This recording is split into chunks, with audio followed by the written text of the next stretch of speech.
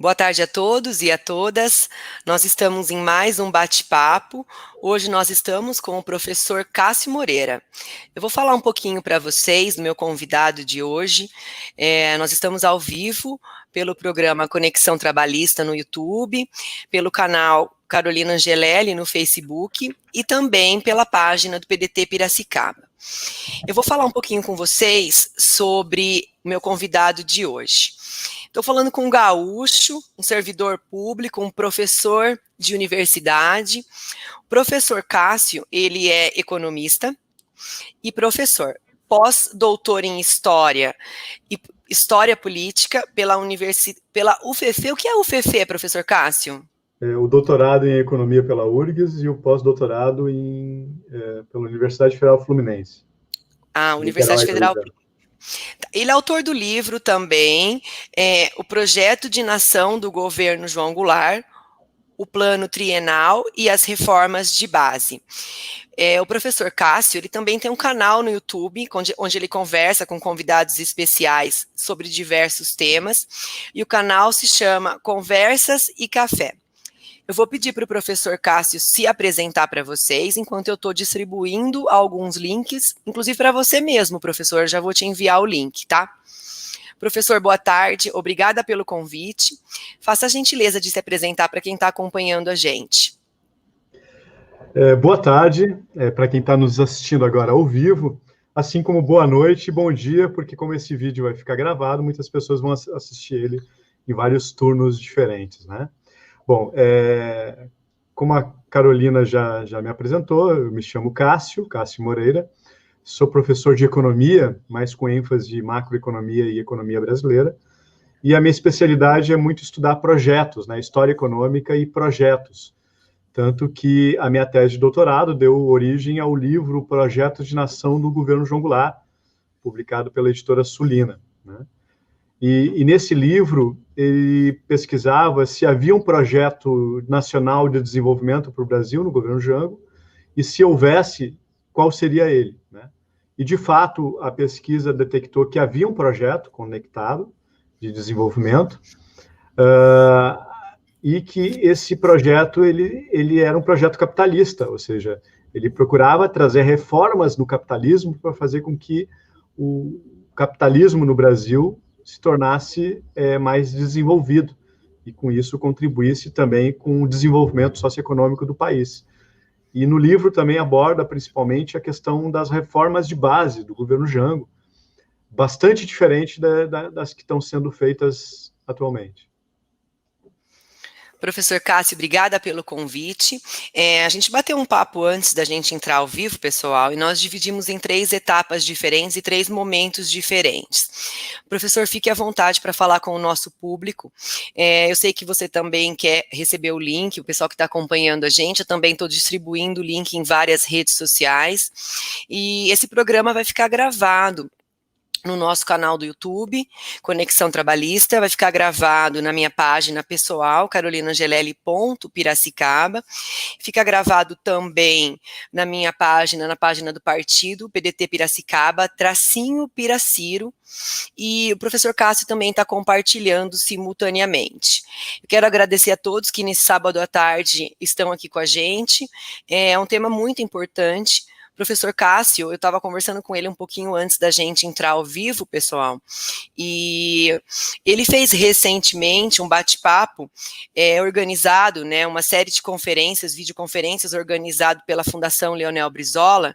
Eu achei muito interessante a abordagem que o professor trouxe, muito oportuna para o nosso momento. O professor que escreveu um livro sobre o projeto de nação do governo João Goulart, o nosso presidente que teve o governo interrompido pela ditadura militar, e o professor Cássio, ele fez um mapeamento de todos os discursos do Jango, o posicionamento, as palavras que o Jango mais repetia durante o discurso, e para todos nós que temos essa ideologia partidária, que temos saudades de grandes estadistas preocupados com a nação, sem dúvida nenhuma é um bate-papo muito oportuno para a gente construir no momento, e eu já fiz o convite para o professor Cássio, eu sei que ele é muito ocupado, tá com a gente numa disponibilidade imensa num sábado à tarde, que além de toda a construção que ele tem, ideológica e acadêmica dele, um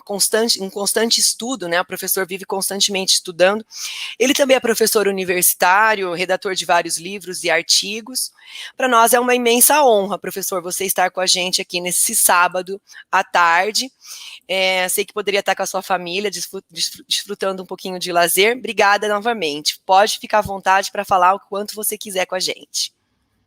Muito obrigado, eu agradeço também a todos aí do município de Piracicaba, né? Eu acho que tu já está começando a fazer uma grande ação, Carolina, porque é no campo das ideias que a gente discute o futuro, né? As ideias e ações são as coisas que movimentam. E hoje, então, a gente vai falar um pouquinho de futuro, porque um projeto não é uma coisa feita da noite para o dia, né? Então, a minha fala ela vai estar distribuída em 3 partes. Primeiro, a gente vai falar um pouquinho de passado, principalmente com a questão até lá da época do governo Jango, algumas propostas, etc. Depois falaremos um pouquinho de presente e futuro, sobre a necessidade de um projeto nacional de desenvolvimento. E, por fim, falaremos mais focado sobre a necessidade também de projetos municipais de desenvolvimento, e aí o foco vai ser exclusivo na questão municipal, né? Bom, primeiramente, um projeto, ele é diferente de um plano, né? Um plano, ele pode ser aplicado, por exemplo, o Plano Real foi aplicado no sentido de tentar combater a inflação, de trazer estabilidade econômica. E um projeto é uma coisa mais longa, né? O projeto ele visa responder a seguinte pergunta: como é que nós nos imaginamos daqui a 50 anos como país? O que queremos para o nosso país, né? Bom, como um projeto ele acaba sendo muito antagônico com o neoliberalismo, porque o próprio neoliberalismo ele prega que o Estado não deve intervir na economia e as livres forças de mercado, na minha opinião, uma utopia, né? Porque essas livres forças de mercado não acabam sendo amarradas, presas a oligopólios, né? E do poder financeiro e econômico. Então, elas não são livres, nunca foram livres. Mas vamos na teoria, né, liberal, econômica, essas livres forças de mercado acabariam trazendo um aumento na eficiência, da produtividade, etc., e todos ganhariam. Eu sempre me lembro daquele filme Uma Mente Brilhante, com o economista Nash, né, que é um dos caras que criou a chamada teoria dos jogos, e o Nash dá um exemplo lá, ele está num bar, ele fica interessado numa menina, e conversando com os amigos dele, ele chegou à conclusão que se todos chegassem aí nela ao mesmo tempo, ela ia ficar assustada e provavelmente não ia querer conhecer ninguém. E é assim que eu vejo, então, o neoliberalismo, ou seja, essas livres forças de mercado, elas acabam não contribuindo se elas não tiverem um órgão maior que seja o organizador da sociedade junto com o mercado. Notem que eu não defendo políticas estatizantes, socialistas, etc. Isso já provaram que não tiveram resultado, até porque o socialismo feria o que o Marx sempre defendia, que era a liberdade, né? E as experiências socialistas que a gente teve sempre foram experiências que restringiam a liberdade das pessoas. E a liberdade é um dos maiores bens que as pessoas têm. Mas também o Estado mínimo acaba sendo infrutífero porque ele está a serviço de uma classe, de um segmento de 0,1% dos mais ricos da população, e essa ideologia, então, acaba meio que tentando ser construída para assegurar essa enorme desigualdade de riqueza, onde uma pequena parcela da população detém mais renda do que milhões e milhões de pessoas somadas juntas. Então, o que a gente defende aqui não é um Estado máximo e nem um Estado mínimo, mas um Estado necessário. Bom, dentro do Estado necessário, é importante o setor privado, assim como também é extremamente importante o Estado. Eu gosto muito de uma analogia que um dos teóricos do trabalhismo brasileiro, chamado Alberto Pasqualini, que é a leitura obrigatória de qualquer pessoa que fale em Projeto Nacional de Desenvolvimento. O Pasqualini, ele fazia uma analogia onde o Estado era o cérebro e a iniciativa privada, enfim, era o resto do corpo humano. Eu gosto de uma outra metáfora, uma outra analogia que eu faço, que é como se o Estado fosse a locomotiva e a iniciativa privada os vagões. Notem que uma locomotiva sem vagão não é nada, assim como vagões sem uma locomotiva também não é nada. Então, o Estado passa a ter um papel fundamental, preponderante no que tange a um projeto de desenvolvimento. Usando uma outra metáfora, até porque tinha um cara que há mais de 2020 anos usava muito isso para ensinar, né? Usava metáforas, o projeto nacional de desenvolvimento é como se fosse uma estrada. E os municípios são os carros que estão andando nessa estrada. Notem que a estrada, ela dá a direção, ela dá o caminho. E quem executa esse caminho vão ser o quê? Os municípios, as empresas, as pessoas, os estados, enfim. Mas, se esses municípios não tiverem uma estrada clara, eles acabam ficando perdidos. Então, o município ele tem que estar dentro da concepção de um projeto nacional de desenvolvimento, se adequar a ele e se adaptar a ele com as suas peculiaridades, né, que cada município tem. Bom, então, o nosso país ele tem uma idade muito parecida com a idade dos Estados Unidos, embora diversos fatores fizeram com que o país fosse bastante diferente no sentido de desempenho econômico, né? Por um tempo da nossa história, especialmente quando o Estado era um Estado desenvolvimentista, seja o nacional desenvolvimentismo do governo Vargas, Goulart, assim como o desenvolvimentismo associado dependente dos militares, com exceção do Geisel, que eu tenho um artigo que sustenta que o Geisel também foi um governo nacional, foi uma tentativa de retomada desse nacional desenvolvimentismo. Mas nesses períodos desenvolvimentistas, o Brasil, inclusive, cresceu mais do que os Estados Unidos, mais do que a China, em diversos momentos. É claro que tem outras coisas que afetam, né? A própria questão que quando os ingleses chegaram nos Estados Unidos, eles viviam ali a sua nova pátria, já os portugueses chegaram aqui com um projeto colonial, no sentido de explorar e tirar coisas do Brasil para sua matriz, né? Para a matriz, Portugal. Então, as próprias capitanias hereditárias, né? Que vão contribuir pelo grande latifúndio do Brasil, assim como também o nosso país ser um dos últimos, e isso é uma coisa vergonhosa, um dos últimos países a abolir a escravidão. Pessoas, né, eram escravizadas só porque tinham uma cor de pele diferente e acabaram sendo libertas com uma mão na frente e outra atrás, e isso explica um pouco a própria política de cotas raciais, porque o Brasil tem um déficit histórico, porque essas pessoas foram libertas sem saber escrever, sem aprender a ler, enfim. E aí isso dá um pouco da nossa origem, da nossa imensa desigualdade, que no Brasil acabamos tendo uma elite mais branca, né, em fruto desse processo histórico desde o período da escravidão. Bom, até a época, talvez Dom Pedro tivesse um projeto para o país, enfim, mas no período republicano, nós vivemos um período da chamada política do café com leite, que não havia um projeto nacional, mas um projeto das oligarquias cafeeiras, que era qual? Era enriquecer, né? E não havia um projeto nacional para o país. Vai ser só a partir da ascensão de Vargas, em 1930, que o Brasil começa a ganhar cara de um projeto de país, né? Por meio de... O Vargas era uma figura muito... única, né? Tu tem o período revolucionário, tu tem o período provisório, tu tem o período constitucional, tu tem o período ditatorial, tu tem o período democrático e tu tem o período de mito, né? O Vargas, sim, dá para dizer que é um verdadeiro mito, porque as ideias dele eram baseadas nos interesses nacional, né? Um projeto nacional que tentava promover o quê? Empresas nacionais brasileiras, o Estado brasileiro, estatais brasileiras, e tentar cuidar muito com a questão das entregas das riquezas para corporações internacionais, o que, na minha opinião, é impossível ser nacionalista se tu acaba defendendo os interesses de outro país ao invés de defender os seus próprios interesses.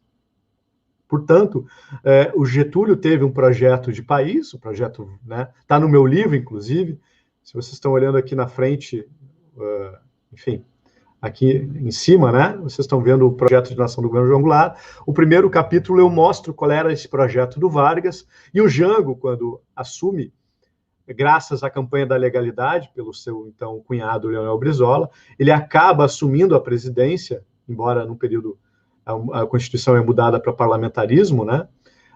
Ele acaba assumindo, e quando ele retoma os poderes de presidente por meio de um plebiscito em janeiro de 63, que na verdade se exige em 65, e com a habilidade política ele consegue adiantar, ele começa a mostrar qual era esse projeto. Isso está muito claro na mensagem ao Congresso de 1963, que é a principal fonte primária do meu livro. Lá ele mostra qual seria esse projeto de desenvolvimento, onde teriam reformas estruturais bastante importantes. Basicamente, seriam dois tipos de reformas. As reformas mais de caráter estruturante e processuais.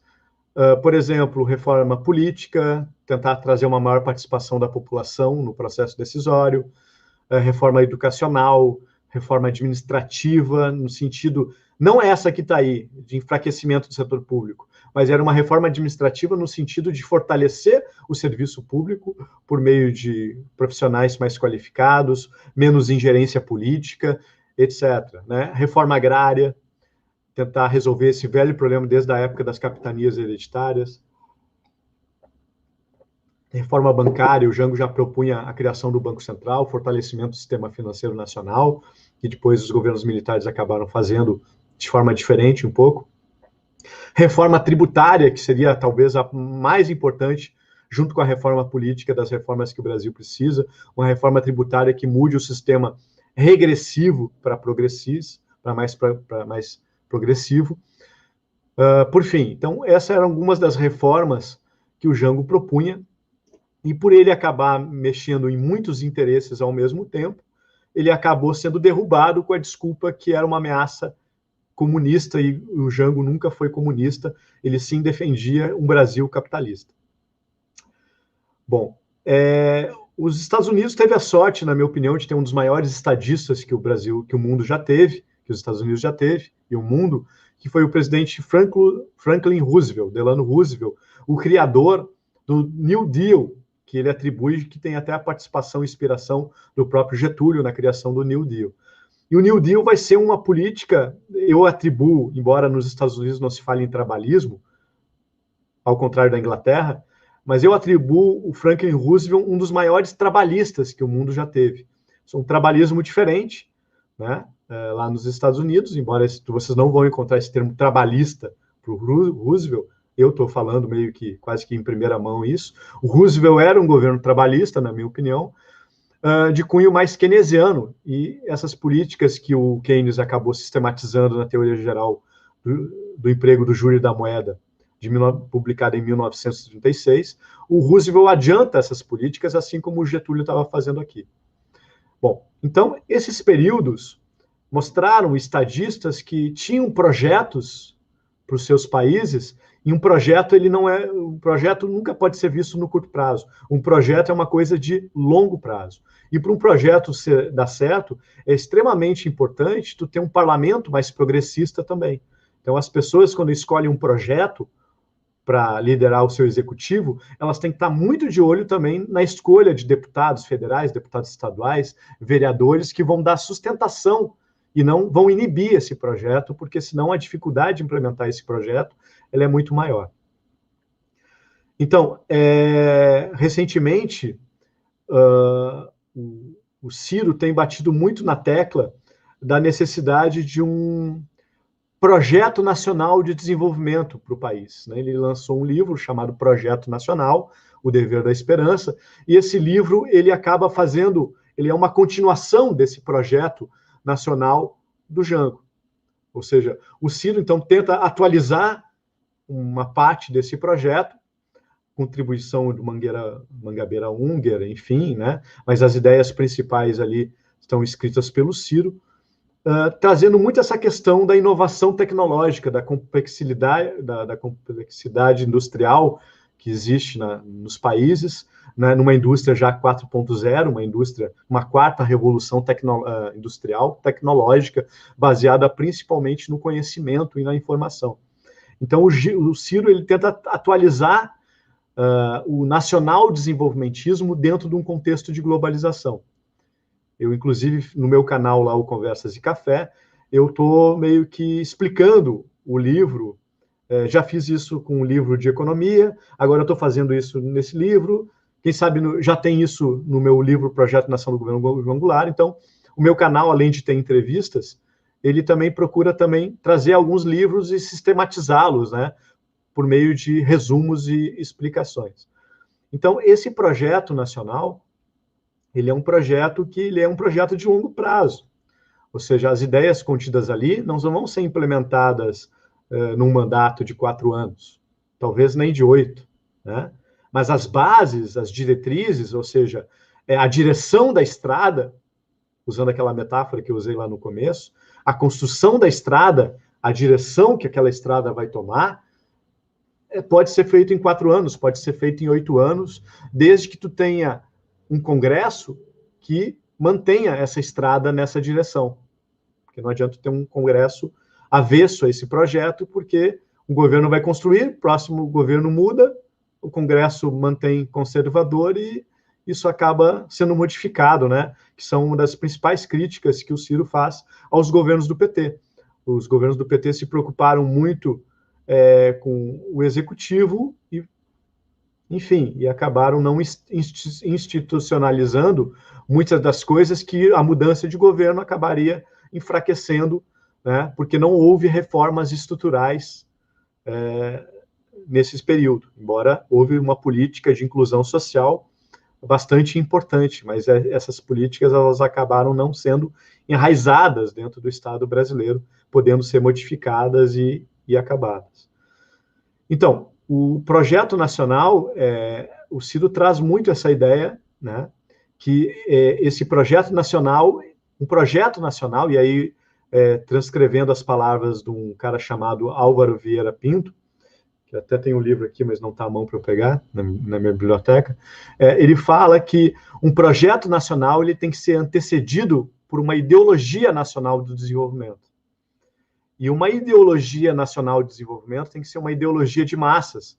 Quanto mais as pessoas... E por isso que, na minha opinião, esse livro ele tem um caráter muito importante, porque tu começa a ver uma gurizada cada vez mais discutindo o projeto nacional de desenvolvimento, entendendo o que é projeto nacional, brigando por um projeto nacional. Talvez esse era um dos assuntos que deveria estar na campanha de 2018, mas a gente ficou com um monte de besteira sendo discutida e o principal acabou sendo jogado para escanteio. É a mesma tática dos mágicos. Quando o mágico vai fazer um truque, ele te distrai com uma coisa para poder fazer o truque que tu não perceba. É isso que acontece no país. As pessoas são distraídas com besteiras. Comunismo é uma das maiores besteiras. O comunismo foi um sistema econômico que nunca existiu, talvez na época primitiva, porque o comunismo parte na ideia de supressão do Estado e os meios de produção pertenceriam ao coletivo. Então, a gente nunca teve comunismo no mundo. A gente teve tentativas de socialismo, ainda muito mal elaboradas e modificadas com as ideias que o Marx tinha, e que restringiu a liberdade. E o capitalismo acabou provando ser um sistema que ele gera muito mais riqueza. Ele é infinitamente mais eficiente no que tange a geração de riqueza. Mas ele tem um problema. Assim como ele é muito mais eficiente no que tange a geração de riqueza, ele também é uma máquina de geração de desigualdade social. E por isso que o Estado, o mercado para gerar riqueza e o Estado para distribuí-la.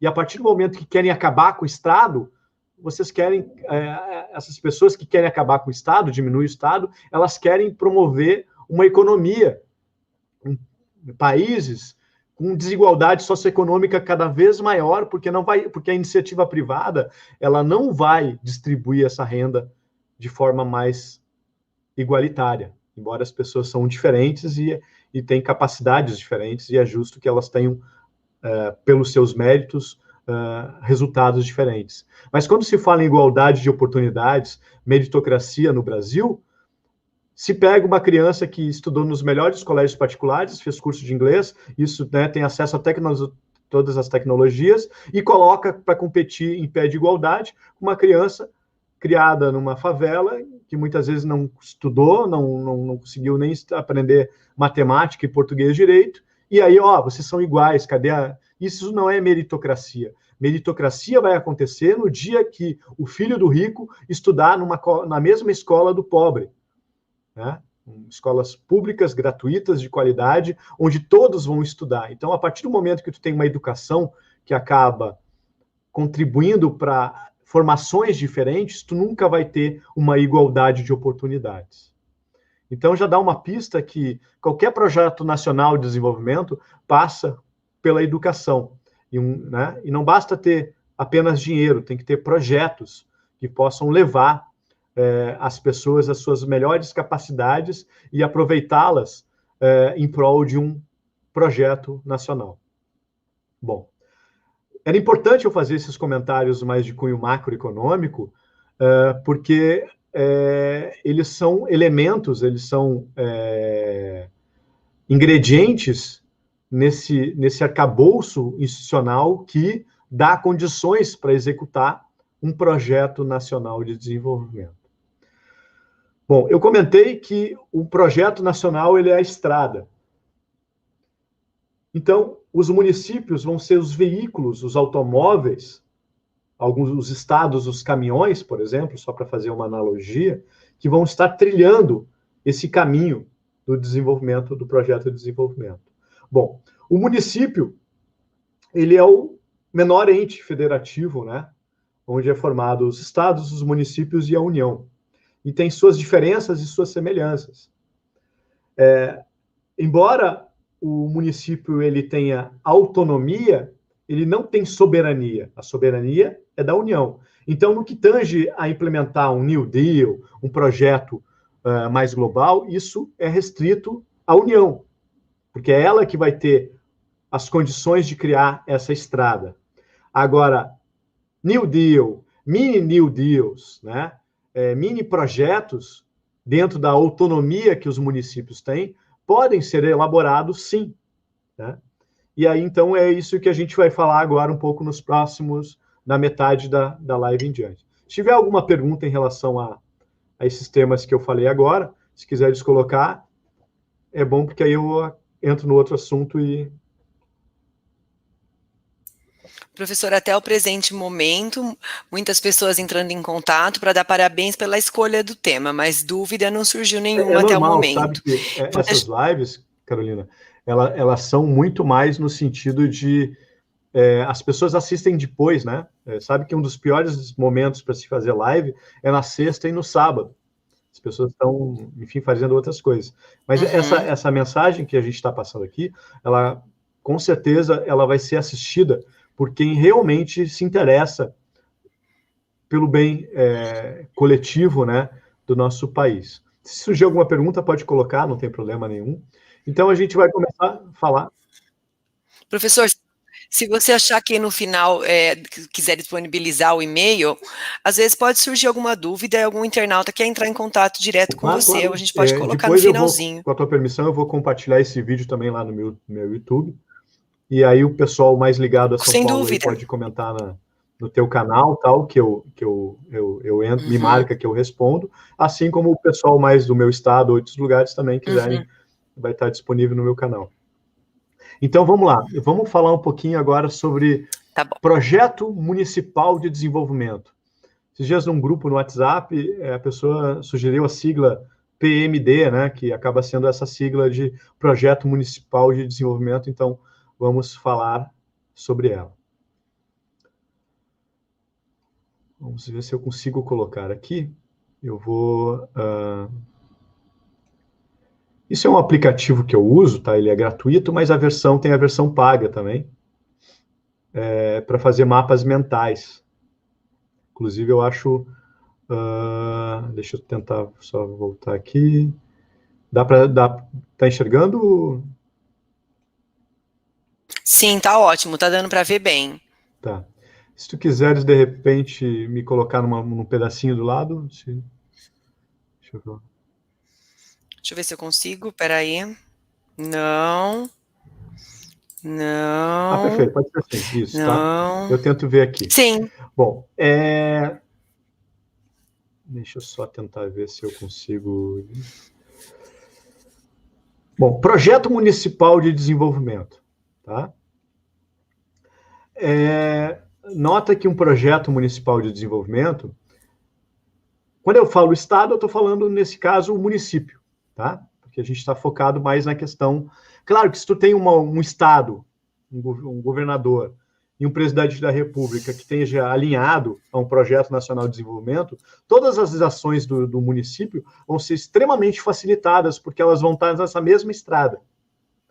Agora, se daqui a pouco tu tem um projeto municipal de desenvolvimento e o Estado ou a própria União está querendo construir, não quer construir as estradas, a estrada para aquela direção, o município ele tem condições de avançar, mas tem a sua capacidade de avançar mais delimitada, porque ele acaba não estando nessa mesma estrada que o país, que o Estado está, tá? Então, a minha ideia aqui é falar de algumas coisas importantes em relação ao projeto municipal de desenvolvimento. Bom, notem que o objetivo maior é qual? É o desenvolvimento econômico. Desenvolvimento econômico não é a mesma coisa que crescimento econômico. O crescimento econômico, de repente eu vou colocar, o crescimento econômico, ele é uma variável mais quantitativa, enquanto o desenvolvimento econômico é uma variável mais qualitativa. Um dos indicadores que mensura o crescimento econômico é o PIB. E o chamado PIB per capita, que é a construção de riqueza, o PIB dividido pela população, muitas vezes é um indicador falso de desenvolvimento. Imagine a seguinte situação. Tu tem um país, por exemplo, o Kuwait, ou um outro país qualquer, onde tu tem petróleo, então os sheiks do petróleo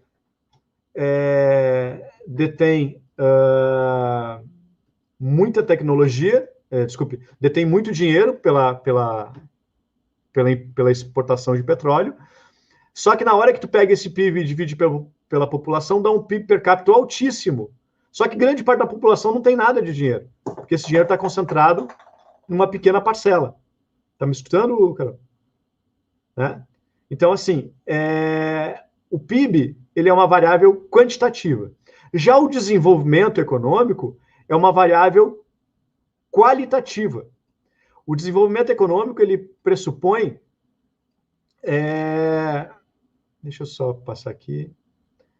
Eu estou indo um pouquinho diferente da ordem do mapa mental.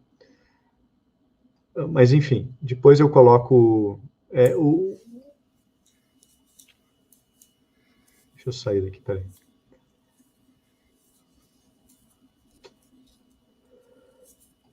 Só um pouquinho, peraí, eu vou fazer outra coisa para poder facilitar aqui. Quando a gente faz as coisas ao vivo é assim, né, cara? Mas é bom assim, quebra um pouco o gelo, o internauta também fica mais familiarizado com a gente também, né? E se tiver alguma pergunta, como eu te falei, pode... Já tá surgindo aqui alguma questão maravilha, aqui. maravilha. Porque essas perguntas geralmente são bastante gratificantes. Deixa eu tentar colocar o mapa aqui. Tentei, agora eu vou compartilhar a foto. Uhum. Janela do aplicativo, foto, ok. Então, assim, como eu estava comentando, o crescimento e desenvolvimento econômico não é a mesma coisa. Crescimento está mais ligado a variáveis quantitativas e desenvolvimento variáveis mais qualitativas. Tem como colocar para nós aí? Sim, pronto. Então, desenvolvimento econômico, deixa eu tentar passar com o mouse, porque eu acho que facilita de poder olhar. Como aqui a gente faz tudo ao vivo. Uhum. Tá vendo o mouse aqui? Dá para enxergar? Tô, mas do outro jeito que tava, professor, tava maior, dava para ver melhor. É que antes eu estava no aplicativo, agora eu botei uma foto para poder mostrar todo o esquema, entendeu? E como Tá, fechou então, um outro. se você quiser uma imagem ampla, assim fica legal. Se você quiser que a gente leia, os internautas leiam os quadradinhos, aí no modo paisagem fica mais fácil. Tá, eu quiser colocar em paisagem, de vez em quando compartilha e eu vou ler também, eu vou estar explicando aqui. Uhum, Então, projeto municipal de desenvolvimento visa o quê? O desenvolvimento socioeconômico do município, correto? O que uhum, é o desenvolvimento, já que é uma variável qualitativa? O principal indicador que mensura desenvolvimento socioeconômico é o IDH, o Índice de Desenvolvimento Humano. A gente tem o IDH do município. Se tu achares aí, depois tu pode compartilhar. tá, Pesquisa o IBGE faz essa mensuração. Tu tem o uhum, IDH do município de Piracicaba, por exemplo. Né? uhum, Bom, o IDH ele é um indicador que ele tem um componente de renda, ele tem um componente de saúde e um componente de educação. Então, notem que um município vai se tornar desenvolvido quanto mais renda ele tiver para as pessoas, e o segredo vai estar nessa distribuição de renda mais equinânime, né, mais igualitária, para não acontecer aquele negócio, aquela analogia que eu fiz com os países produtores de petróleo, onde o sheik tem bilhões e bilhões e a massa da população não tem nada, e na hora que tu divide o PIB pela população, dá a impressão que todo mundo tem bastante. E não. Então, a renda, saúde e educação. Como é que o município pode contribuir para a renda? Gerando empregos, né? Criando formas, né? Incentivando com que empreendedores locais, etc., gerem emprego, gerem renda. A iniciativa privada, a parceria da iniciativa privada com o setor público, né? Saúde. O município acaba tendo uma ligação direta, né, com a questão de saúde. E educação. Vocês sabem que a responsabilidade, embora a União tenha a sua coparticipação, a principal responsabilidade do ensino fundamental é dos municípios. O ensino médio é dos estados e o nível superior é da União. E a grande excelência na educação do Brasil é justamente no nível superior. O nível municipal depende muito no município, tem escolas municipais muito boas, tem escolas municipais ruins, médias, e o grande gargalo é o nosso ensino médio, porque os estados estão praticamente falidos, né, muitos estão com problemas financeiros, e as escolas estaduais cada vez mais precárias, né? Então, vamos lá. Bom, então o desenvolvimento, o que pode ser feito pelo município? Incentivo a mini polos locais. Por exemplo, vocês podem ter no município de Piracicaba uma determinada região, uma determinada rua, que vocês podem daqui a pouco montar, incentivar com que ali abram determinadas lojas, determinado segmento. Né? Ou daqui a pouco uma rua 24 horas só naquela região, que funcione. Enfim, as pessoas vão... É como se fosse mini shopping, só que em vez de ser dentro do shopping, em ruas, né? Isso acaba podendo ser, claro que é mais difícil quando a cidade já está construída, mas aos poucos tu pode começar a montar esses polos da saúde, reunindo, né, polos de informática, polos industriais, de serviços, agronegócios, enfim. Então, incentivo a mini polos locais e ao empreendedorismo, fazendo atividades desde lá dos colégios municipais, que as crianças começam a aprender sobre empreendedorismo, né? Plano de negócios, feiras, iniciativas para desenvolver produtos, serviços, etc., que a criança já comece a lidar desde pequena com isso. Em relação à saúde, até no meu canal tem um ex-orientando meu que criou um software muito bom, que ele faz marcação de consultas para o município. Em vez das pessoas ficarem em fila para marcar consulta, faz tudo num aplicativo para agendar consultas médicas e isso eliminar. Né? Então, essa pandemia, embora tenha sido está sendo uma tragédia, ela tem algumas coisas que mudam paradigmas e cada vez mais essa questão do acesso das pessoas a informações de saúde, atendimento médicos por aplicativos. Então, essa questão da saúde, ela envolve muito a tecnologia, de tu poder disponibilizar isso. Acho que tu ia falar alguma coisa. Eu queria depois, professor, o contato desse seu aluno para a gente conhecer esse aplicativo. Perfeito, está lá no meu canal Conversas de Café, é o Moisés. A gente fez uma live e ele mostrou, né, esse aplicativo dele, que é bastante inovador, passo sim, e está o contato dele nessa live lá. Se não me engano, eu acho que é a entrevista número... Já são 18 entrevistas, a gente tem mais 2 para a semana que vem. Eu acho que a entrevista 8, 9, enfim, tá o número, as entrevistas estão organizadas por número. Bom, o crescimento é uma das variáveis extremamente importantes do desenvolvimento, mas ter crescimento não significa que o município vai se desenvolver, porque esse crescimento, em vez de ele gerar distribuição de renda, ele pode gerar concentração de renda, que nem foi na época do milagre econômico, do governo Médici, onde o Brasil teve as mais altas taxas de crescimento do PIB e a concentração de renda só aumentou no país, né, e a desigualdade só aumentou. Então, o crescimento, por si só, ele é extremamente importante, mas ele não é o único fator. Em termos macroeconômicos, o que leva ao desenvolvimento é o quê? A estabilidade monetária, geração de emprego, distribuição de renda, né, equilíbrio das contas externas, estabilidade monetária.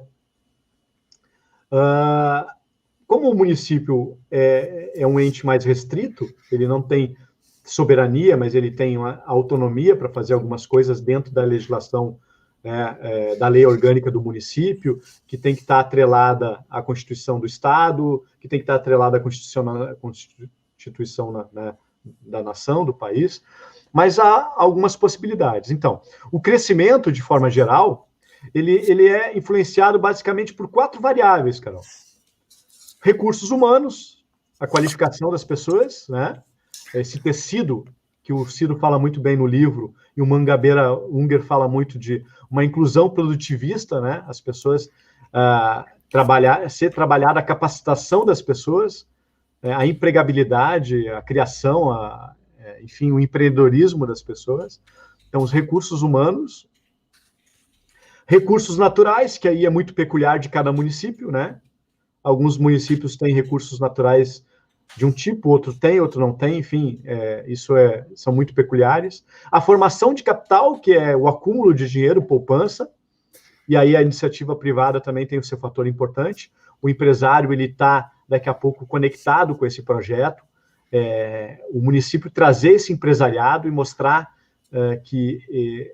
sendo elaborado um projeto municipal de desenvolvimento, toda a sociedade vai ganhar, os empresários vão ganhar mais dinheiro, vão produzir mais, vão vender mais, vão ter uma mão de obra mais qualificada, enfim, e esses empresários, eles começarem, isso talvez seja um dos pontos mais estratégicos de um projeto municipal de desenvolvimento, trazer o empresariado para essa visão de longo prazo.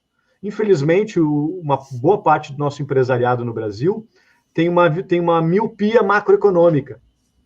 Um exemplo disso é ser a favor de várias reformas que estão sendo feitas. Porque ele pensa no curto prazo. Realmente, essas reformas vão fazer eu ganhar mais dinheiro no curto prazo. Agora, a partir do momento que todo mundo começa a fazer essas reformas, tu começa a diminuir a demanda, tu começa a diminuir o poder aquisitivo das pessoas, e no médio e longo prazo, quem vai ser afetado vai ser esse mesmo empresário que era a favor dessas reformas microeconômicas, que acabam sendo afetado no médio e longo prazo. Então, essa conscientização do empresariado, que eles têm um papel social, é fundamental. Infelizmente, muitos não têm essa visão social, elas têm essa visão liberal, individual, egoísta, né, de ganhar dinheiro com o seu negócio né, só que não se percebe que tu está matando a galinha dos ovos de ouro no médio e longo prazo. Então, formação de capital e, principalmente nessa revolução tecnológica 4.0, né, industrial, a quarta revolução industrial, a tecnologia, geração de tecnologia, que é o que faz, Carolina, que a humanidade progrida, né? Notem, a história começou com a escrita. Olha o importante de invenções tecnológicas que se transformaram em inovações tecnológicas e depois essas inovações foram difundidas na sociedade. Invenção é eu criar uma coisa que daqui a pouco não vai ser útil para ninguém. Agora, a partir do momento que essa invenção se torna numa inovação, e a inovação pode ser no produto ou no serviço, a linha de montagem do Ford é uma inovação no processo, desculpe, inovação no produto ou no processo. A linha de montagem foi uma inovação no processo. A criação, daqui a pouco, do CD, que substituiu o disco, vinil, por exemplo, e agora não é nem mais CD, é MP3, agora é streaming, é aplicativos que tu ouve a música. Ou seja, inovação no produto. São essas inovações que vão fazer com que a sociedade, numa visão mais schumpeteriana, vai alçar patamares de crescimento. Então, por isso que a inovação tecnológica tem que ser algo constantemente fomentado pela União, pelos estados e pelo município. Bom, a gente vai ver agora a quantidade de trabalho, o controle da natalidade, por exemplo.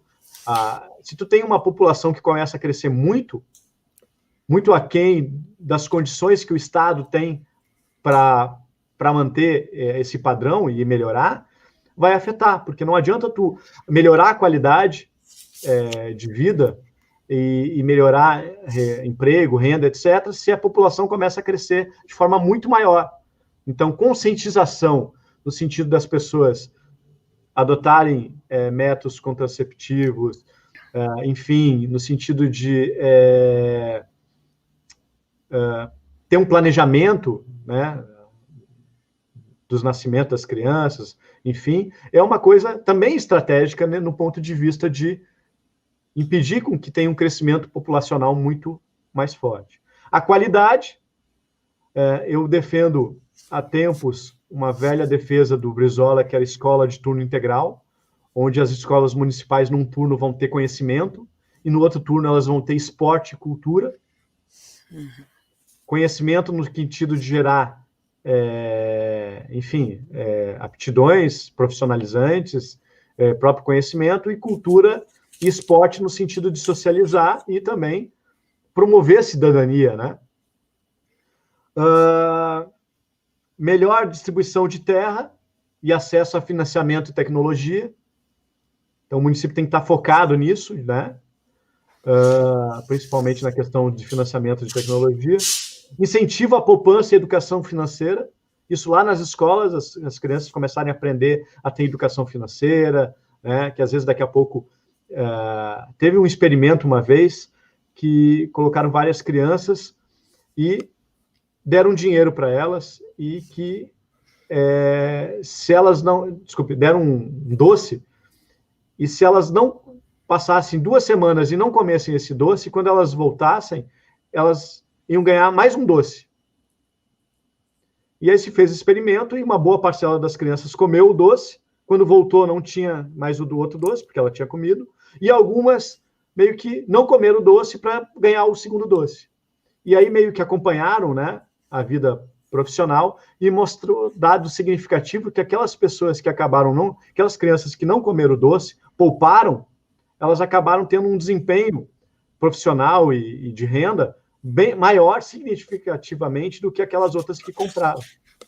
Então, isso é uma coisa que a gente trabalha desde a escola, educação financeira, as crianças começarem a aprender a poupar o seu dinheiro para comprar aquele brinquedo, isso, aquilo, né? Mesmo que daqui a pouco não consiga poupar nada, daqui a pouco poupa R$1 por... Quantas crianças ficam poupando moedinha, né? Então, isso começa a trazer um incentivo de educação financeira, né, que acaba incentivando e, no futuro, contribuindo até para a inovação, o empreendedorismo e a poupança do município. Ou seja, tentar transformar uma cultura da inovação e do empreendedorismo no município.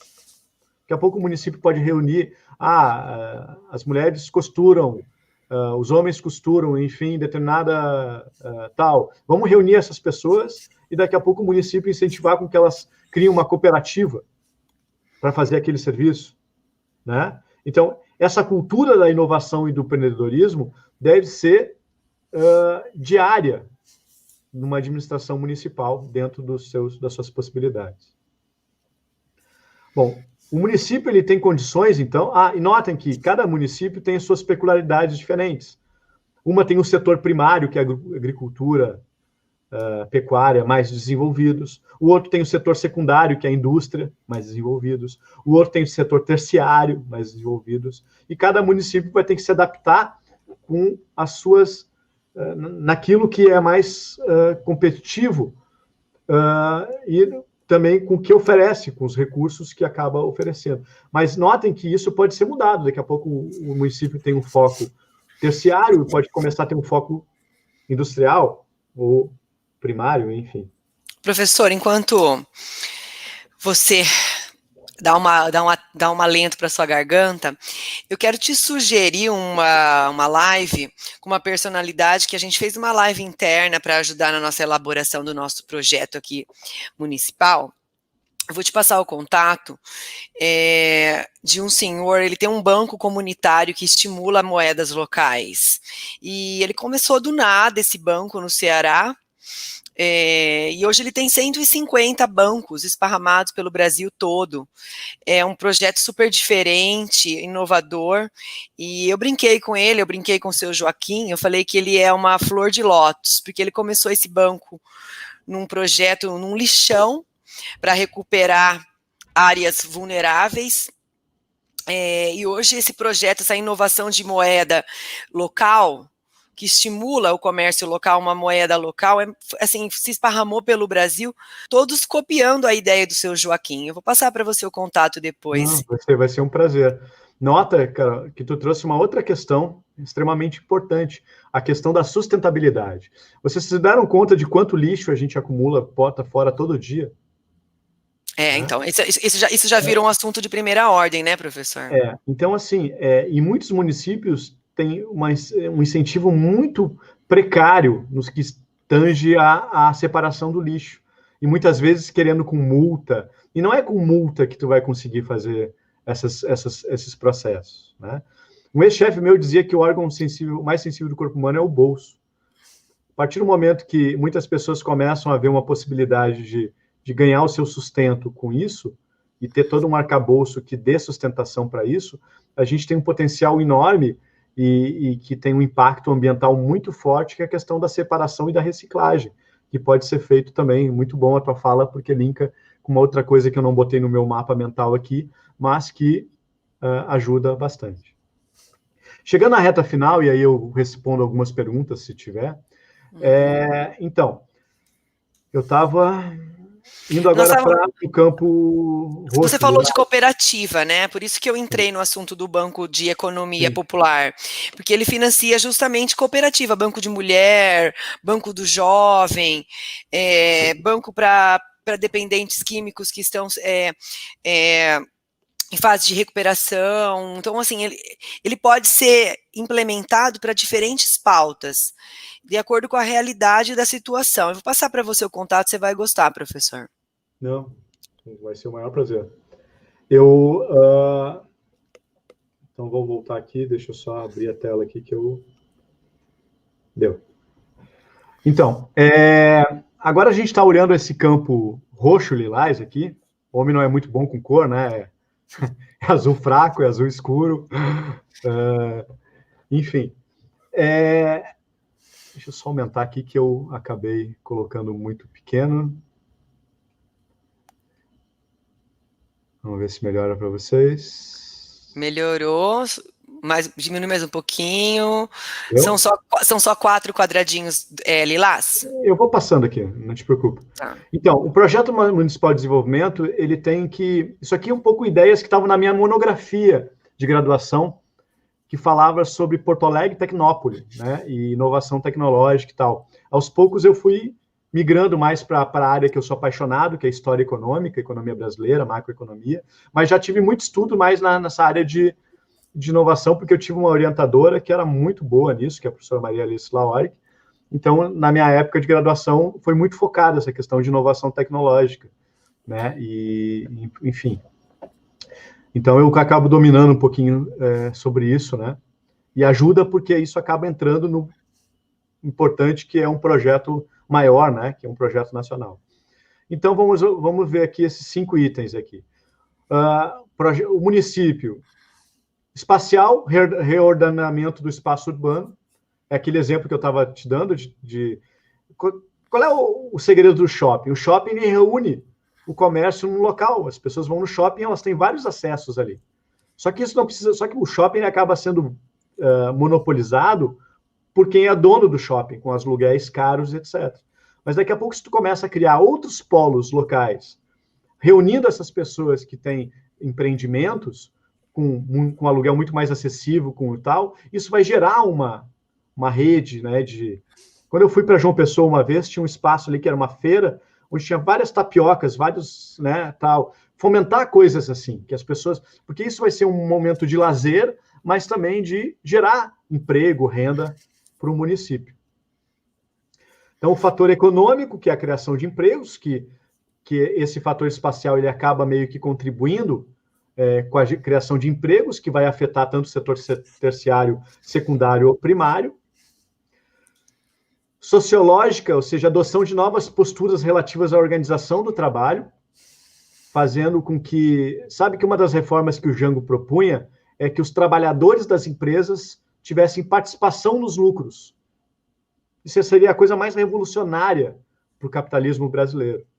Por isso que derrubaram ele, né? Então, assim, adoção de novas posturas relativas à organização do trabalho, ou seja, o empregado ele não ser simplesmente um instrumento de obtenção de lucro, né?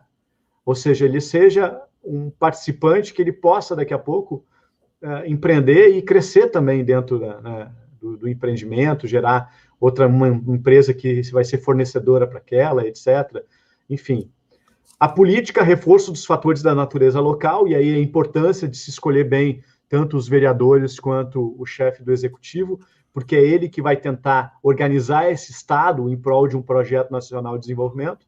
E se tiver alguém que defenda as livres forças de mercado, o neoliberalismo pode ter certeza que ele está... Preste atenção numa coisa. Todo mundo que defende neoliberalismo, vocês nunca vão ver esse governante fazer algo que vá de contra aos interesses dos 0,1% mais ricos do município, da sociedade, do Estado e tal. É fácil, é só tu olhar. Me diz uma ação que tu tomou que contrariou os interesses desses 0,01. Porque, na verdade, o neoliberalismo é uma ideologia do capital. E não do capital empreendedor, do pequeno, médio empresário. Do capital quem? Esses 0,1% mais ricos. Tecnológica, desenvolvimento e transferência de tecnologia. Se o nosso país, o Brasil, tivesse focado nisso, nós estaríamos outra estrada, né? Infelizmente, não. O município pode tentar fazer isso também. Esse exemplo que tu deu desse senhor é o quê? É um processo tecnológico, né? No processo, né? É um processo tecnológico. Bom, e aí o Estado, então, ele pode fazer o planejamento e administração inovadoras com vista à extensão competitiva da região na sociedade do conhecimento. Locais para empresas e laboratórios de pesquisa e serviços básicos, promoção de sinergia entre escolas, empresas, o município, o Estado. Promoção da sinergia dos agentes de inovação da região. Daqui a pouco, esse senhor que tu comentou, ele podia estar dando cursos, palestras, etc., que iam estar promovendo outras coisas que iam inovar em outras áreas, outros setores. Isso tem que ter apoio do Estado. Uhum. Uma gleba, ou seja, uma infraestrutura para receber empresas, centros de pesquisa, organizações auxiliares, promoção de sinergia, etc. Se possível, algumas incubadoras que são importantes. Esse meu ex-orientando, que tu vai conversar com ele está incubado numa incubadora aqui no Rio Grande do Sul, na Unicinos. E essa empresa dele está sendo revolucionária para muitos municípios no que tange a questão de atendimento de saúde e marcação de consultas. Inclusive, agora, no período da pandemia, tem uma coisa exclusiva, né, sobre a questão do coronavírus, etc. Isso é uma inovação que está contribuindo para o município.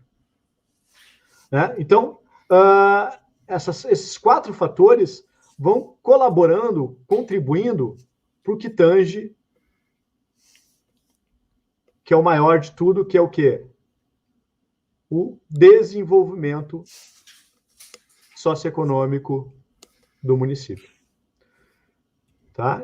Aqui está o meu canal, quem quiser se inscrever, Cássio Moreira no YouTube, se inscreve, dá um like também, se inscreve no teu, Conexão Trabalhista, também muito bom, muito parabéns pelo teu ótimo trabalho, viu?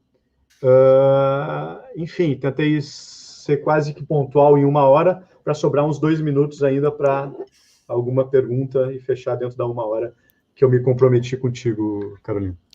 Professor, obrigada por participar com a gente. Eu tenho Deixa eu falar uma coisinha, desculpa. Onde não há Estado forte e participativo, não há desenvolvimento. Obrigado. Eu que agradeço. Professor, deixa eu te passar uma pergunta de uma internauta, a Fabiana Cristina Moretti. Ela fez 2 perguntas na sequência. Cássio, qual será o futuro do Brasil caso continuemos nas mãos de governantes entreguistas e que trabalham contra a nossa soberania? Essa é a primeira, professor. Na sequência, ela pergunta sobre o entreguismo e a soberania, né? E na sequência, qual será o nosso futuro a curto, médio prazo, caso não elejamos um projeto nacional de desenvolvimento? Bom, as 2 perguntas estão muito conectadas, né? Muito conectadas. A primeira é assim, nós temos no nosso país, enfim, uma situação onde esse 0,1, que sempre teve muito controle de tudo, principalmente pelo Congresso, está tendo o controle total de tudo. E nem sempre o interesse desse 0,01, e muitas vezes o contrário, não é o interesse dos demais. Só que essa ideologia neoliberal, ela faz com que as pessoas sonhem um dia estar dentro desse 0,1, só que elas não têm noção que é muito dinheiro, muito, muito, muito, para ter dentro desse 0,1. É o cara que vai num jantar e gasta 30 mil numa garrafa de vinho. Né? Então, assim, só que se cria uma falsa ilusão, por alguns casos de 1 em 1 milhão, do cara que começou do nada e ficou tal, que traz essa esperança, e aí a pessoa se coloca no lugar dela, daquele milionário, bilionário, e daqui a pouco ele não gostaria que tivesse impostos mais altos, etc., para ele, e se imaginando naquele local. Então, isso, eu estou assistindo um seriado no Netflix que está falando muito sobre isso, que é 3%, que as pessoas fazem um processo para entrar nesses 3%. E o resto, os 97%, estão em extrema miséria. E esses 3% estão... Ou seja, a gente está se encaminhando, infelizmente, para um país sem classe média, onde tu vai ter uma classe alta, rica, que vai ter domínio praticamente de tudo, com uma ideologia que ainda convence muita gente dessa outra classe pobre a defender os seus interesses. Né? Então, o Brasil, em termos tecnológicos, está se tornando uma nação que sempre foi um problema, né? Com menos geração de tecnologia, está retrocedendo industrialmente, que isso já foi desde a época do governo Fernando Henrique, continuou no governo Lula, Dilma, o Ciro fala muito bem no livro dele. Então, nós estamos voltando para uma situação antes de 30, de sermos um país estritamente exportador de commodities, né? Onde daqui a pouco a democracia começa a ficar ameaçada ou manipulada, porque essa oligarquia, que antes era cafeeira, hoje é a oligarquia rentista, essa oligarquia rentista, que tem os seus braços na produção também, e se não ganha dinheiro na produção, ganha dinheiro no rentismo, né? Essa oligarquia vai fazer com que o nosso país seja um mero exportador de commodities. E, ou seja, a nossa soberania como país, como indústria, que foi muito bem, que teve um sucesso enorme, o Brasil se tornou um dos países mais industrializados da América Latina, num curto espaço de tempo, devido aos governos desenvolvimentistas, onde o Estado tinha participação. Então, essa é uma grande ameaça para o país. E mais, pela própria comportamento de alguns agentes políticos que nos governam, cada vez mais eles têm aquela frase que o que é bom para os Estados Unidos é bom para o Brasil. E muitas vezes não. Tem coisas que é boa para os Estados Unidos é boa para o Brasil, tem coisas que é boa para os Estados Unidos e é ruim para o Brasil. Só que isso não está acontecendo. Então, daqui a pouco a gente não retrocede só para 1930, a gente retrocede da época da colônia, de o Brasil ser uma colônia, né? E aí vai ter que se resolver essa questão da desigualdade socioeconômica. E eu não consigo ver uma outra maneira de se resolver no longo prazo essa imensa desigualdade por eles que não seja repressão. E a maneira que a gente propõe um projeto nacional de desenvolvimento é o quê? É por meio do progresso, da distribuição de renda, da participação democrática, e principalmente por meio da educação. Educação é progresso. Uhum. Sabe que o lema positivista, que deu origem ao lema da nossa bandeira, ordem e progresso, retiraram o amor. Era amor, ordem e progresso. Então, o nosso Brasil está faltando mais amor, está faltando mais amor e menos violência, menos armas, menos intolerância, porque a intolerância é um dos principais venenos, com perdão da redundância, que envenena a democracia. A outra pergunta era... Ela fez duas perguntas muito próximas. Primeiro ela perguntou se a gente continuar com governos entreguistas, essa ameaça à nossa soberania. A segunda é se não eleger um projeto nacional. Exato. Ou seja, é não interromper o que está sendo feito. Ou seja, nós temos a necessidade de, usando a metáfora, lembra que o cara, para quem não sabe que eu me refiro é Jesus, enfim, há 2020 anos atrás, trabalhava muito com esses ensinamentos por meio de metáforas. Se nós não construirmos uma estrada que nos leva a um jardim para todos, e não interrompermos essa estrada nos leva para um abismo. Então, se nós não interrompermos essa falta de ideia para o Brasil, e trocarmos por uma ideia de Brasil, um projeto nacional de desenvolvimento, o país, enfim, vai ser um país de muito poucos, sempre foi e cada vez mais está sendo. Professor, são duas questões minhas agora. Para eu vou continuar nessa vertente que a gente estava abordando. Nós sabemos, né, pelo nosso legado de Leonel Brizola e agora nós inspirados pelo Ciro Gomes, que fala com a boca cheia que 82 das 100 melhores escolas públicas estão no Ceará. Essa é uma preocupação que eu tenho. Nós sabemos o retrocesso que nós estamos tendo desde o governo FHC e os governos ditos progressistas do PT não fizeram nada para reverter essa nossa defasagem do nosso campo industrial, a nossa industrialização. Só que você fala muito, você salienta muito que nós temos que fomentar a inovação tecnológica. Ok, professor, nós temos agora um cenário que é o seguinte, um governo federal que aplicou a política do teto dos gastos, a PEC da morte, que a gente chama, que está congelando saúde e educação. Essa mesma política, professor, está cortando bolsas de doutorado, bolsas de pós-doutorado. Essa mesma política, professor, ela pretende mudar a metodologia de indicação dos reitores nas universidades federais. Como é que a gente vai lidar, professor, com essa demanda da revolução, da quarta revolução industrial, que invoca a necessidade de fomentar a tecnologia? Então, nós temos essa avenida pedindo renovação tecnológica para que a gente pare de virar exportador de commodity. Mas essa outra avenida, professor, ela não está mais sendo, não dá para trafegar por ela, porque nós estamos tendo corte de educação. Por mais que agora a gente fala, para tudo, elegemos um governo progressista, vamos investir em uma educação de qualidade. Ficou um buraco, ficou uma lacuna. A gente vai ter que importar profissional de tecnologia por esse período, enquanto a gente não consiga dar formação, enquanto não tenhamos profissionais preparados aqui por esse período de tempo, a gente vai ter que trazer eles de fora para aguentar até que a gente tenha formados nossos. Como que você vê isso?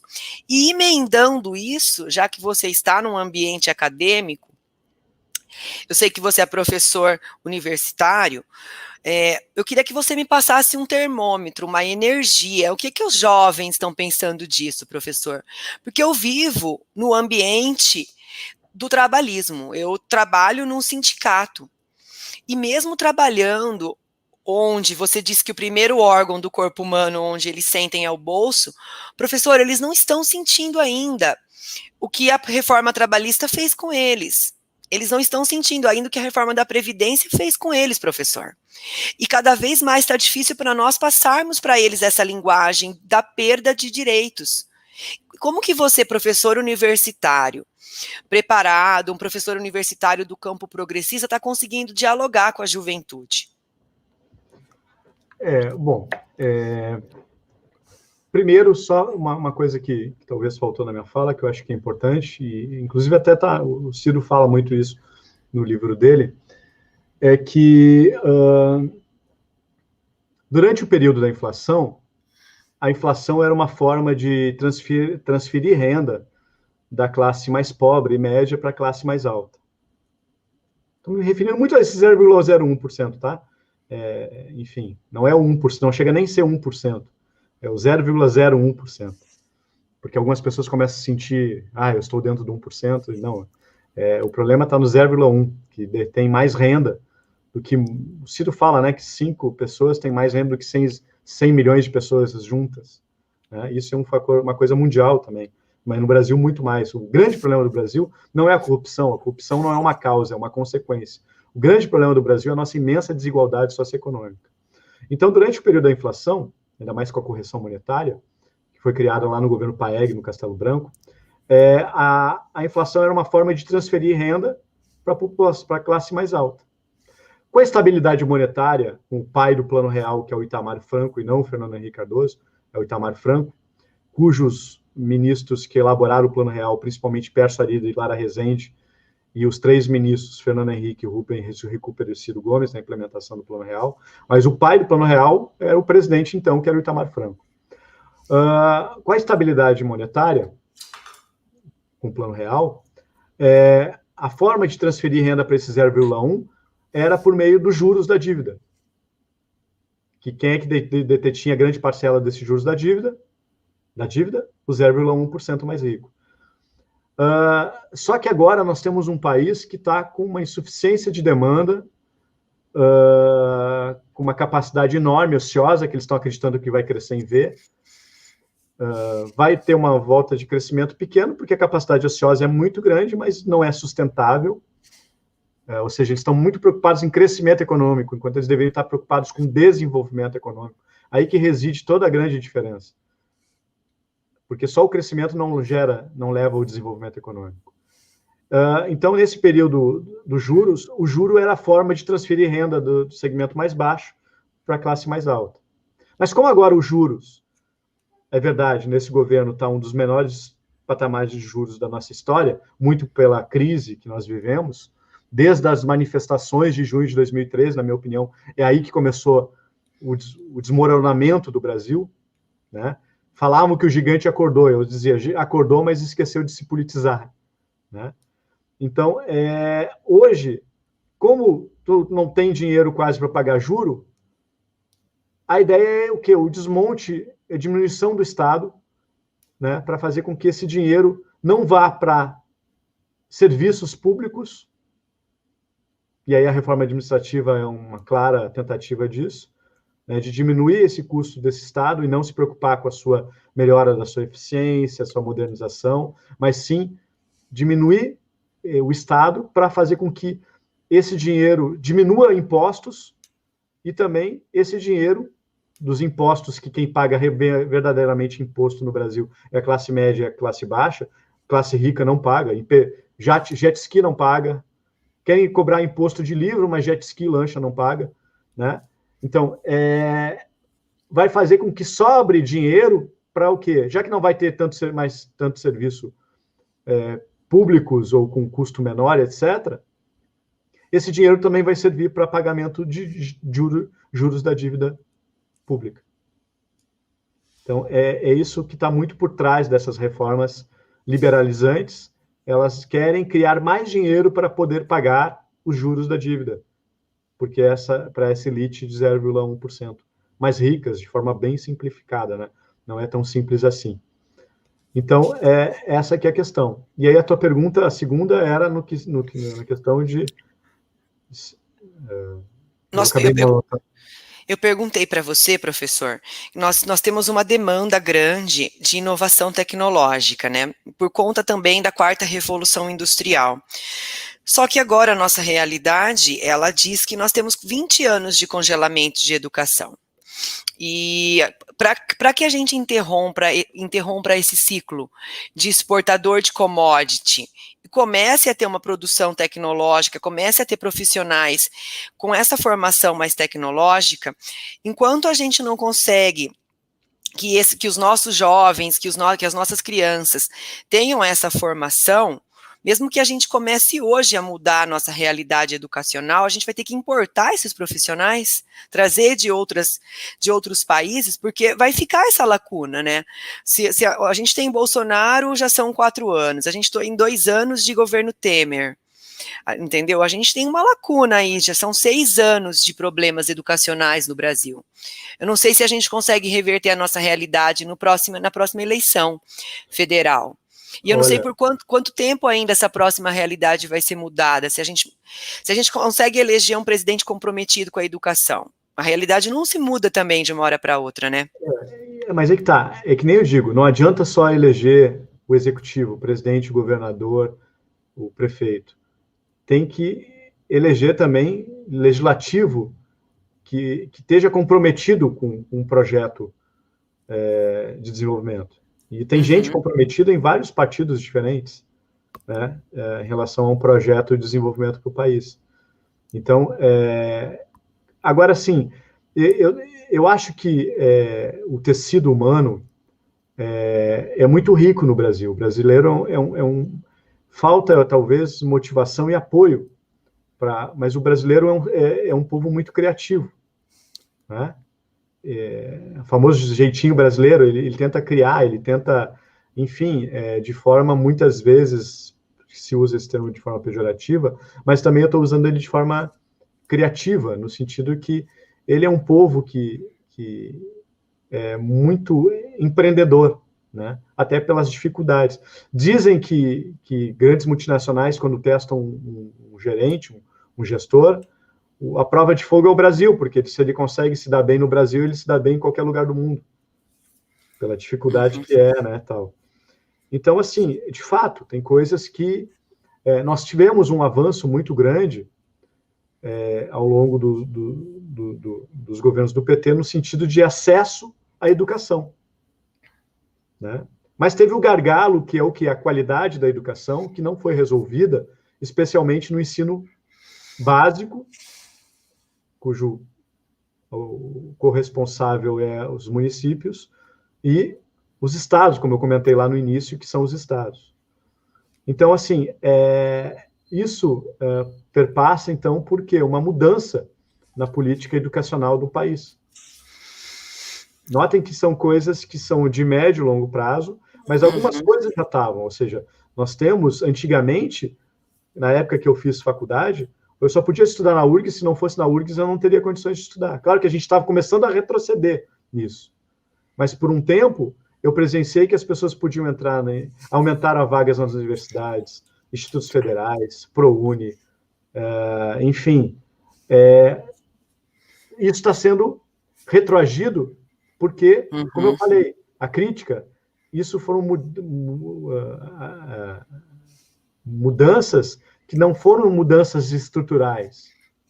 Tanto que troca governo pode se acabar com tudo que está sendo feito. Então, essa é uma crítica que o Ciro faz fortemente a governos passados, especialmente os governos do PT. Porque essas mudanças não foram mudanças estruturais sustentáveis. Mas isso foram sementes que foram plantadas e que existe, então, essa massa de pessoas que só precisam acreditar. E aí eu acho que o Ciro foi muito feliz na derivação do título dele, que ele fala Projeto Nacional Dever da Esperança. Agora, a partir do momento que começa a ter esperança para o país, e aí eu acho que é um papel de cada um de nós de promover essa esperança, no sentido da gente encontrar o caminho certo que trilhe, né, a trajetória do desenvolvimento socioeconômico para o país. Professor, eu fiz uma última pergunta, que é justamente sobre como dialogar com a população, né? Eu disse a minha realidade, onde eu trabalho, e eu perguntei para você, porque eu sei que você é professor universitário, como conversar com a população, e eu queria um termômetro seu, se os jovens estão percebendo essa ameaça, estão fazendo essa leitura do cenário. Infelizmente, não. Primeiro, eu como professor, eu tenho que pensar muito no sentido de fazer as pessoas pensarem, e pensarem de forma diferente, ou seja, para os meus alunos, eu incentivo eles a lerem Hayek, Keynes, Marx, lerem de tudo, porque quanto mais tu lê de tudo, mais tu vai construir a tua opinião e não vai ser usado para doutrinação, né? Eu defendo muito o trabalhismo no sentido ideológico, muito antes enfim, desde que eu me entendo, começo a ler sobre história, política, etc. E o trabalhismo é uma ideologia que está muito acima dos partidos. Tem partidos que têm trabalhismo no nome e não tem nada de trabalhistas. Tem partidos que têm trabalhista e tem gente de direita, de esquerda, enfim. O trabalhismo é uma ideologia que ela é uma ideologia dentro do capitalismo, que ela prega o quê? Uma maior harmonia entre o capital e o trabalho, e que o capital seja usado com uma função social. Então, o trabalhismo é extremamente contra a usura, o rentismo. E é o rentismo hoje que domina uma boa parte das economias mundiais, e especialmente no Brasil. E então, esse rentismo, ele acaba tendo influência nos meios de comunicação, nos jornais.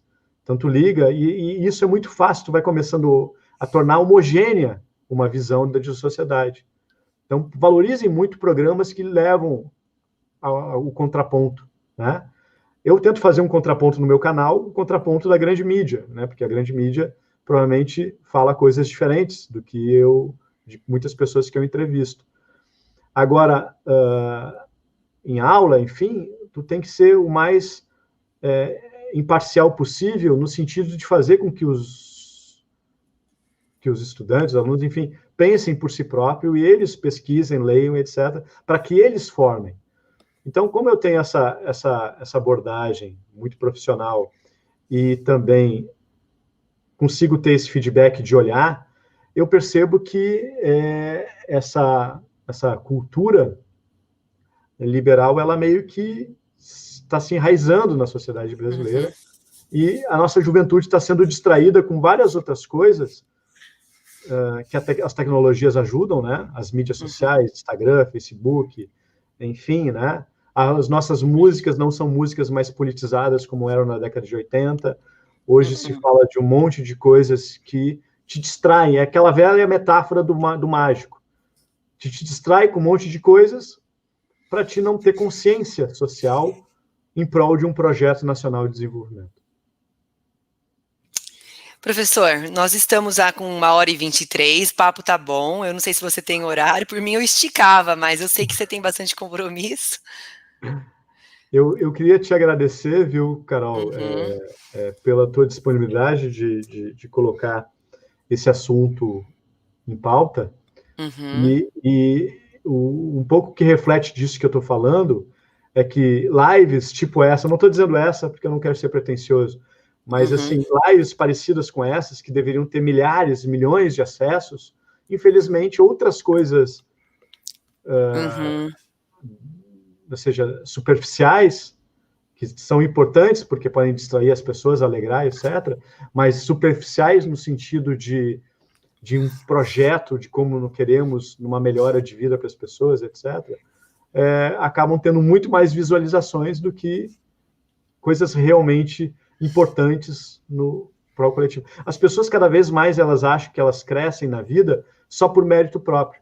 Só que elas esquecem que elas dependem de um governo que crie uma conjuntura, um arcabouço que facilite com que as suas capacidades sejam valorizadas e progridam na vida. E elas acham muito que é apenas mérito próprio. Eu me dei meio da vida, não, na verdade, daqui a pouco a conjuntura macroeconômica do país que te possibilitou desenvolver essas tuas aptidões. E as pessoas não têm cada vez mais consciência disso, né? E algumas trazem essa questão de colocar na religiosidade, que é extremamente importante, fundamental, mas às vezes colocam só como se isso fosse resolver, e isso é importante, mas é um conjunto de fatores. Então, essa visão mais holística da sociedade, nós estamos perdendo muito. E o próprio neoliberalismo econômico, né, prega isso, né? Que as pessoas fiquem cada vez mais individualistas e, portanto, elas não tenham aquela visão do todo. Elas só têm a visão daquela colocação de parafuso, mas elas não têm visão do que aquela máquina do parafuso representa e o que aquela máquina é capaz de fazer. Professor, eu vou colocar um exemplo prático com relação a isso. Eu tenho uma conhecida, morava no Chile até pouco tempo, e essa crise que assombrou o Chile, nós sabemos os motivos econômicos dessa crise, ela veio para cá com a família. E hoje a gente estava tendo uma conversa aleatória, encontrei com ela por acaso, né? E ela me disse, eleitora do Bolsonaro, que se ela pudesse votar no Brasil, ela acabou de chegar do Chile, ela é brasileira, me disse que iria votar no Bolsonaro, e eu tentei justificar para ela que o que aconteceu no Chile, o Paulo Guedes, é a política econômica que está sendo implementada no Brasil, e um dos fatores que influenciaram ela para ela votar no Bolsonaro é esse fator religioso, esse fator moral, essas pautas morais, uma influência religiosa, porque aqui no interior de São Paulo, eu não posso dizer os evangélicos em si, os neopentecostais são uma influência muito forte no voto, sabe, professor? Então, eu tentei argumentar para ela que ela vai precisar de política pública, que ela vai precisar do Estado, que em determinado momento ela vai querer financiar uma casa, em determinado momento ela vai precisar que os filhos estudem, então ela vai precisar, e não consegui. Ela disse, não, eu vou conseguir sozinha, não, eu não preciso disso, não, eu trabalho e pago parcelado. Complicado, né, professor? Sim. Bom, eu tenho uma religiosidade muito forte, né? Enfim, isso é um assunto bastante delicado, porque mexe muito com as crenças das pessoas, enfim, e isso é importante também, né? Elas têm que ter a liberdade de crer, enfim, no que elas querem. A única coisa que eu digo é que, muitas vezes, parafraseando até Humberto Gessinger, que era vocalista dos Engenheiros, né, compositor, vocalista, enfim, da antiga banda Engenheiros do Havaí, que tem uma frase dele que diz assim, que é muito engraçado que estejam do mesmo lado os que querem iludir e os que querem iluminar. Então, o que eu quero dizer com isso? A partir do momento que a tua igreja, tu vê que ela está entrando na política, está falando de política, Judas dizia já, né, de separar as coisas, né? A partir do momento que a tua igreja está falando de dinheiro, começa a ficar atento, né? Porque, enfim, dinheiro não é uma coisa de Deus, é uma coisa dos homens. E a política também não é uma coisa de Deus, é uma coisa dos homens.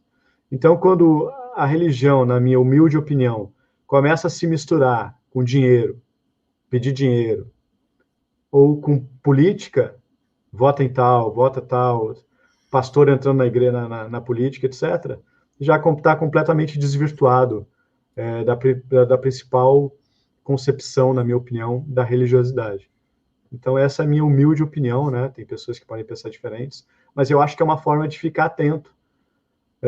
Qualquer forma de fanatismo, Humberto Gessinger tinha uma frase que o fascismo é fascinante, deixa a gente ignorante e fascinada. Eu vou parafrasear Humberto Gessinger dizendo o seguinte: o fanatismo é fascinante, deixa a gente fanática e fascinada. Fica a mensagem, viu? Professor, obrigada. Fica o convite para a gente fazer um próximo bate-papo. Eu sei que você tem feito bastante conversa construtiva no seu canal, Conversas e Café. Eu vou trocar os contatos com você, vou te passar o contato do senhor Joaquim, que tem esse banco comunitário.